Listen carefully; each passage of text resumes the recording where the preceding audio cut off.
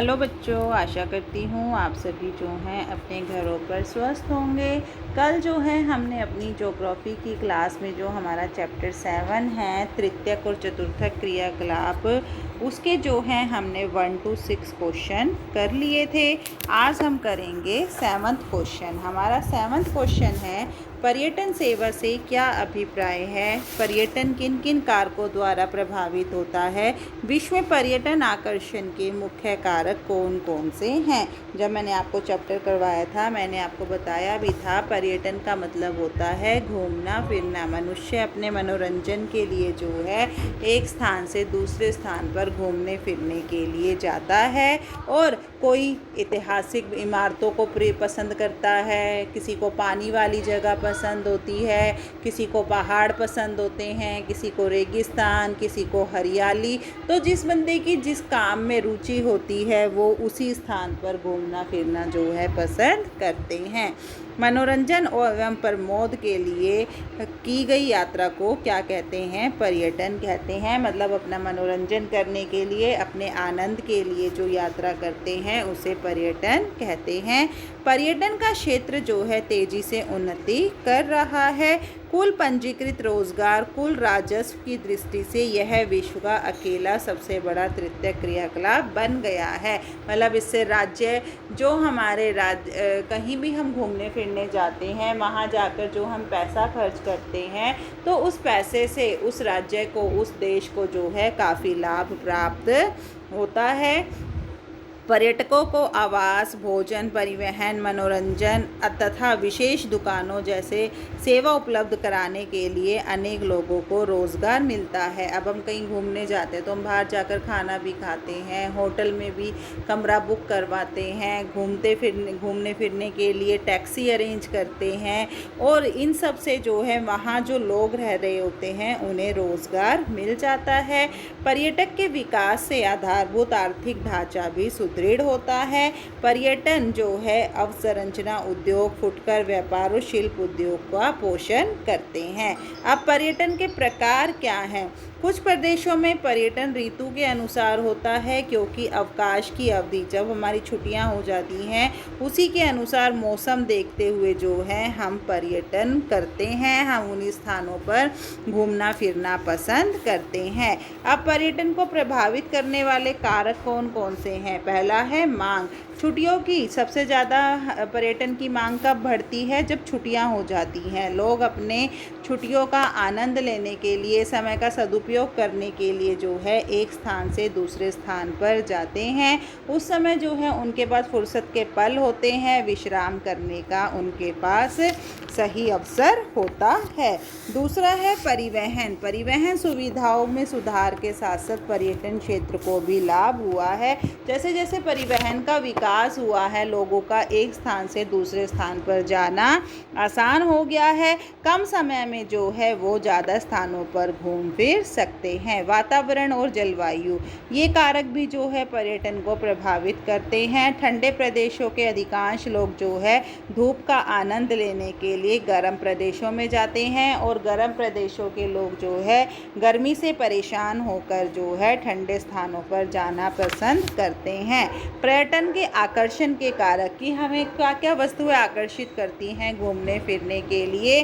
पहला है हमारा जलवायु। जलवायु यानी कि जो ठंडे इलाकों के लोग होते हैं वो गर्म जगह पर जाते हैं, और जो गर्म जगह के लोग होते हैं वो ठंडी जगहों पर जाना पसंद करते हैं। प्राकृतिक सौंदर्य और भूदृश्य, कई लोगों को जो है हरी भरी हरियाली देखना, प्राकृतिक पर्यावरण जो है बहुत ही ज़्यादा पसंद होता है। पर्वतें, झील, समुद्र देखने वाले जो लोग हैं वो ऐसे स्थानों पर जाना पसंद करते हैं। इतिहास एवं कला, किसी भी क्षेत्र विशेष में इतिहास और वहाँ की कला जो है पर्यटकों को अपनी ओर आकर्षित करती है। इतिहास एवं कला में रुचि रखने वाले जो लोग हैं वो प्राचीन और सुंदर नगरों में और पुरातन पुरातात्विक स्थानों पर जहाँ किले, महल बने, गिरजाघर वगैरह बने होते हैं, उन जगहों पर जाना जो है वो पसंद करते हैं। संस्कृति एवं अर्थव्यवस्था, किसी भी देश या प्रदेश की संस्कृति और अर्थव्यवस्था जो है विशेष रूप से उन पर्यटकों को आकर्षित करती है जो मानव जाति एवं स्थानीय रीति रिवाजों में रुचि रखते हैं। यदि कोई प्रदेश पर्यटकों की ज़रूरतों और सस्ते दामों में पूरा कर पाता है तो वह अत्यंत लोकप्रिय हो जाता है। लोगों के घरों में रुकना जो है एक व्यापार बनकर सामने उभरा है। गोवा जैसे स्थानों पर हेरिटेज बना देना, कर्नाटक में जो है मेडिकेयर और कुर्ग बना देना जो है इसी के उदाहरण हैं। हमारा 8वां प्रश्न है, संसार में नगरों के 5 समूहों की व्याख्या कीजिए। ये जो है आपने मानव बस्ती वाले चैप्टर में भी पढ़ा था। पहला है हमारा प्रशासनिक नगर, जहाँ से प्रशासन चलाया जाता है। ये किसी भी देश की या राज्य की राजधानियाँ होती हैं। यहाँ पर जो है प्रशासन के अनेक दफ्तर होते हैं, न्यायालय होते हैं, जैसे नई दिल्ली और टोक्यो। प्रतिरक्षा नगर, यानी कि जो सैनिक प्रशिक्षण लेने वाले होते हैं, जहाँ छावनियाँ आ जाती हैं, उन्हें जो है जहाँ सैनिकों के रहने के लिए स्थान होते हैं उन्हें प्रतिरक्षा नगर कहते हैं, जैसे अम्बाला, रावलपिंडी। सांस्कृतिक नगर, ये जो है नगर शिक्षा, कला, धर्म के आधार पर केंद्रित होते हैं, जो जैसे आगरा, अलीगढ़, लंदन। औद्योगिक नगर, जो उद्योग का केंद्र होते हैं, जैसे शिकागो, जमशेदपुर, ओसाका। व्यापारिक और परिवहन नगर, ये व्यापार और परिवहन का केंद्र होते हैं।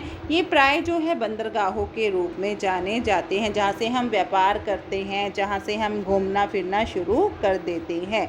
अब है हमारा अगला प्रश्न, सेवाओं के घटक कौन कौन से होते हैं, कि जो हमारी सेवाएं हैं उनके घटक कौन कौन से हैं। सेवाओं के घटक बिना आर्थिक विकास के कल्पना नहीं की जा सकती है।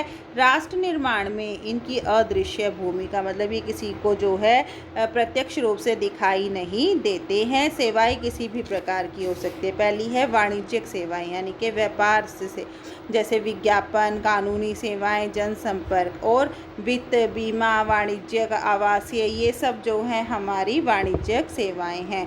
उत्पादक और उपभोक्ता को जोड़ने वाले थोक व्यापार और फुटकर, उनका रख रखाव, उनकी मरम्मत करना। परिवहन और संचार में जैसे रेल, सड़क, जहाज, वायुयान, डाक तार। मनोरंजन में दूरदर्शन, रेडियो, फिल्म, साहित्य। विभिन्न स्तरीय प्रशासन जैसे स्थानीय, राज्य, राष्ट्रीय, ये सब जो है हमारा सेवाओं के अंतर्गत आता है। अगला है हमारा गैर सरकारी संगठन, जैसे शिशु चिकित्सा, पर्यावरण, ग्रामीण विकास और लाभ रहित सामाजिक क्रियाकलाप जो है इसी से जुड़े होते हैं। अब हमारा अगला प्रश्न जो है वो इस चैप्टर का मोस्ट इम्पॉर्टेंट क्वेश्चन है। जब मैंने आपको चैप्टर समझाया था तब भी मैंने आपको यही बात बोली थी कि ये मोस्ट इम्पॉर्टेंट टॉपिक है। सबसे पहला है बाह्य स्रोतन से क्या अभिप्राय है। बाह्य स्रोतन मतलब आउटसोर्स, यानी कि अनुबंधन आउट। इसे जो है खुद काम न करके किसी और दूसरी या तीसरी पार्टी से काम करवाना जो है बाह्य स्रोतन कहलाता है। जैसे आप क्या हैं, एक सॉफ्टवेयर आपको बनाना है और आप उसको खुद ना बनाकर किसी और सॉफ्टवेयर बनाने वाली कंपनी से अगर आप उसको बनवाते हैं तो इससे आपकी लागत भी कम आती है, समय की भी बचत होती है और ज़्यादा से ज़्यादा मात्रा में जो है आप सामान बनवा सकते हैं। बाह्य स्रोतन अथवा ठेका देना जो है दक्षता को सुधारना और लागतों को घटाने के लिए जो है किसी बाहरी अभिकरण को काम सौंपना है। बाहरी अभिकरण मतलब किसी अन्य और पार्टी को काम सौंप देना जो है बाह्य स्रोतन का एक आउटसोर्सिंग कहलाता है। जब बाह्य स्रोतन के कार्य को समुद्र पार के स्थानों पर स्थानांतरित कर दिया जाता है तो इसे अपतरण कहा जाता है। यद्यपि अपतरण और बाह्य स्रोतन का जो प्रयोग किया जाता है, जिन व्यापारिक क्रियाकलापों का बाह्य स्रोतन में प्रयोग किया जाता है उसमें क्या क्या शामिल है, सूचना प्रौद्योगिकी, मानव संसाधन, ग्राहक सहायता, कॉल सेंटर सेवाएं जो है इन सबको शामिल किया जाता है। इससे हमें फ़ायदे क्या होते हैं? एक तो लागत कम आती है, हमें जो सामान मिलता है वो अच्छी क्वालिटी का होता है, कर्मचारी उपलब्ध हो जाते हैं क्योंकि सभी को आजकल रोज़गार की आवश्यकता पड़ती है, तो जो है हमें कर्मचारियों के हिसाब से काम बाँटने में भी आसानी होती है। अगला हमारा क्वेश्चन इसी में है, केपीओ और बीपीओ के कार्यों का वर्णन करो। केपीओ का मैंने आपको मतलब बताया था, नॉलेज प्रोसेस आउटसोर्सिंग, और बीपीओ होता है बिजनेस प्रोसेस आउटसोर्सिंग। तो जो केपीओ है वो हमारे ज्ञान पर आधारित है और जो बीपीओ है वो हमारे व्यवसाय पर, मतलब बैंक वगैरह से जुड़ा हुआ है। तो आंकड़ा प्रक्रमण, इसमें क्या किया जाता है? जो सूचना प्रौद्योगिकी से संबंधित एक प्रकार की ये सेवा है जिसे आसानी से एशियाई और पूर्वी यूरोपीय देशों ने लागू किया था। इन देशों में विकसित देशों की अपेक्षा कम परिश्रमिक और अंग्रेजी भाषा में निपुण, सूचना प्रौद्योगिकी में भी निपुण जो है कुशल श्रमिक आसानी से मिल जाते हैं। उदाहरण के लिए हैदराबाद में स्थापित एक कंपनी भौगोलिक सूचना तंत्र की तकनीकी पर आधारित परियोजना कबर संयुक्त राज्य अमेरिका व जापान जैसे देशों के लिए कार्य करती है। मतलब भिन्न भिन्न प्रकार के आंकड़ों को इकट्ठा कर कर जो है यहाँ कार्य किया जाता है। कॉल सेंटर, अब आप देखते हो अगर आपको एक अपने फ़ोन की कंप्लेंट करनी होती है तो आप कॉल सेंटर पर फ़ोन करते हैं और कॉल सेंटर वाले जो है आपको किसी भी कंपनी से जोड़ देते हैं और जुड़ने के बाद जो है आप अपनी समस्याएं उनके सामने रख पाते हैं। तो बाह्य स्रोतन के परिणाम स्वरूप जो है भारत, चीन, पूर्वी यूरोप में कई प्रकार के कॉल सेंटर खुल गए हैं। इससे देश में नए काम मिले हैं, लोगों को रोजगार प्राप्त हुआ है।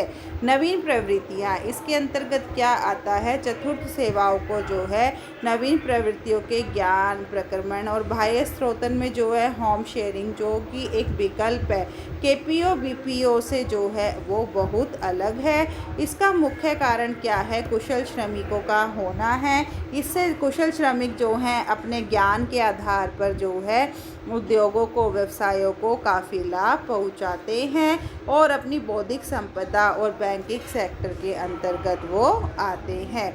अगला है, विश्व के संचार के क्षेत्र में सबसे बड़ा इलेक्ट्रॉनिक तंत्र कौन सा है? 4 लाभ बताएं। तो सबसे बड़ा इलेक्ट्रॉनिक तंत्र क्या है? हमारा इंटरनेट है, जो 100 से अधिक देशों में 100 करोड़ से अधिक लोगों को जोड़ता है। लाभ क्या है? एक तो आर्थिक गतिविधियों का इसके कारण विकास हुआ है। दूसरा, प्रत्येक उत्पाद और सेवा को सार्वभौमिक रूप से पूरे देश में, प्रत्येक देश में जो है लोगों को उपलब्ध करवाने में और जानकारी इकट्ठा करने में यह मदद करता है।